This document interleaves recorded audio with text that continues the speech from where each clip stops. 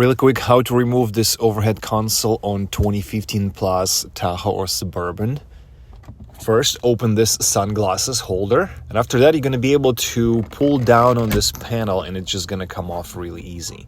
That's going to reveal those two shiny screws that we need to take out using T10 Torx bit.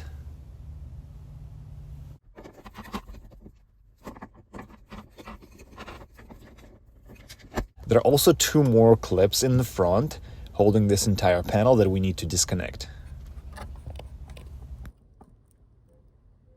You can use trim removal tool to keep your interior from getting scratches or dents. If you're interested, I'll drop a link for this kit down in the description area below. And once you pry it out, the entire thing just falls out of the ceiling. And all you have left to do is disconnect the main wiring harness. It's a bit tricky, but it's not that difficult. You just need to squeeze this tab in the back here and then lift up this clamp. And it'll come right off.